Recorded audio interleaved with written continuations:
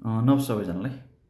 हिजो चाहिँ बजेट आएसँगै चाहिँ हामीले के कुरामा चाहिँ छलफल गऱ्यौँ भन्दाखेरि अब चाहिँ नेक्स्ट इयरदेखिको चाहिँ हाम्रो ट्याक्स स्ल्याब कति के हुन्छ, ट्याक्स रेट कति हुन्छ र यसले चाहिँ हाम्रो जुन इम्प्लोइले चाहिँ कमाइरहेको चाहिँ स्यालेरी अथवा चाहिँ इन्कम छ त्यसमा चाहिँ ट्याक्स कतिले चाहिँ तिर्नुपर्ने हुन्छ भनेर हामीले हिजो चाहिँ बुझ्यौँ। र आजको भिडियो भनेको चाहिँ बिजनेस र सँगसँगै हामी एज एन नेपाली कल्चर अथवा चाहिँ इन्डिभिजुअललाई हुनेवाला भिडियो छ। त्यो भएको कारणले गर्दाखेरि चाहिँ यो भिडियोलाई चाहिँ अन्तिमसम्म हेरिदिनु होला। आजको टपिक के छ भन्दाखेरि विलासिता शुल्क सम्बन्धित छ। यो चाहिँ केमा लागिरहेको थियो भन्दा हामीले यदि चाहिँ सुन किन्नु पऱ्यो अथवा सुनको गरगहना किन्नु पऱ्यो भने चाहिँ एडिसनल चाहिँ जस्तै 2% भनेर चाहिँ लग्जरी फी भनेर लिइरहेको थियो है बिजनेसहरूले।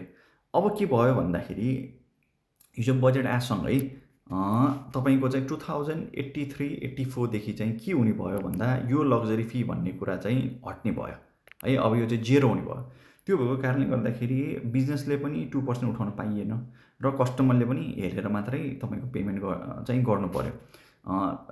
अहिले चाहिँ के सिस्टम छ भन्दाखेरि मानौँ 1 लाख रुपियाँको तपाईँले केही गरगहना बनाउनु पऱ्यो भने 2%ले चाहिँ लग्जरी फी लाग्छ। त्यो भनेको 2000 रुपियाँ चाहिँ हामीले के गर्नु परिरहेको छ, एक्स्ट्रा तिर्नु परिरहेको थियो है। यो 2000 रुपियाँ चाहिँ के थियो त भन्दा विलासिता शुल्क भनेर एक्स्ट्रा तिर्नु परिरहेको थियो।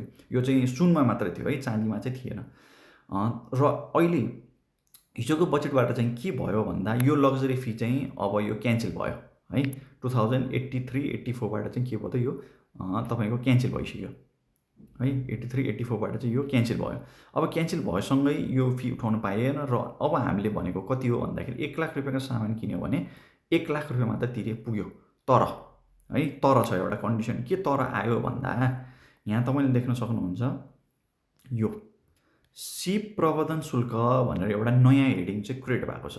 यो भनेको चाहिँ के को छ भन्दाखेरि हिजोसम्म चाहिँ हामीले गोल्डमा मात्र लग्जरी फी तिरे पुग्थ्यो 2%ले भने अहिले के गरेको छ भन्दाखेरि सुन वा सुनका गरगहना वा वस्तुको अन्तिम उपभोक्तालाई चाहिँ बिक्री गर्दा र चाँदीको पनि है अब के थप्यो भन्दा गोल्ड प्लस सिल्भर थप्यो। भन्नुको मतलब के भयो भन्दा हिजोसम्म यो गोल्डमा मात्र 2% लागिरहेको थियो है। अहिले चाहिँ यो 2% हट्यो, यो जेरो भयो। तर के भयो भन्दा अब यदि हामीले मानौँ गोल्ड अथवा सिल्भरको केही कुराहरू किन्न गयौँ भने यसमा चाहिँ 0.5%ले के फी लाग्ने भयो भन्दा शुल्क लाग्ने भयो भन्दा यो सिप प्रवर्धन शुल्क भनेर लाग्ने भयो। त्यो भएको कारणले गर्दाखेरि बिजनेस गर्नेहरूले र एज अ कस्टमरले पनि हामीले के चाहिँ ध्यान दिनु एकदमै जरुरी भयो भन्दा बिलमा यो 0.5% चाहिँ आएको छ कि छैन त है। अब के हुने भयो, 1 लाख रुपियाँका तपाईँले सामान केही किन्दै हुनुहुन्छ भने 0.5%ले 500 रुपियाँ चाहिँ तपाईँले यो सिप प्रवर्धन शुल्क भनेर तिर्नुपर्ने भयो। जबकि हिजोसम्म हामीले 2000 रुपियाँ तिर्नु पर्थ्यो भने अहिले 500 तिरेर हामीलाई अहिलेको नेट सेभिङ कति हुन आयो भन्दाखेरि 1500 जति चाहिँ हामीलाई नेट सेभिङ हुन आयो। 500 रुपियाँ चाहिँ तिर्नै पर्यो सिप प्रवर्धन शुल्क भनेर है। लग्जरी फी चाहिँ यो चाहिँ तपाईँको जेरो हुन आयो।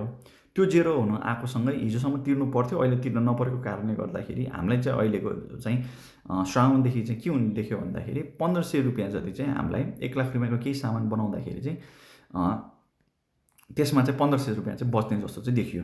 तर हिजोसम्म सिल्भरमा चाहिँ तपाईँको लागेको थिएन है। सिल्भरमा लग्जरी फी पनि लागेको थिएन। तर अहिले योबाट चाहिँ यो फिस्कल इयरबाट चाहिँ के हुने भयो, आगामी फिस्कल इयरबाट चाहिँ के हुने भयो भन्दाखेरि 0.5%ले चाहिँ यसमा सिप प्रवर्धन शुल्क भनेर चाहिँ लाग्ने भयो। यो चाहिँ कहाँ छ भन्दाखेरि यहाँतिर छ 439 पेजमा चाहिँ यो कुरा चाहिँ लेखिएको छ।